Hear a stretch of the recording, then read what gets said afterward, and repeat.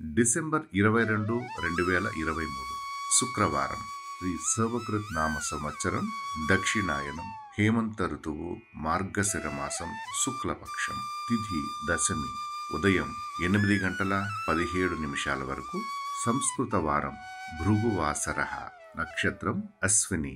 రాత్రి 9:37 వరకు. వర్జ్యం ఉదయం 7:05 నుండి ఉదయం 8:40 వరకు.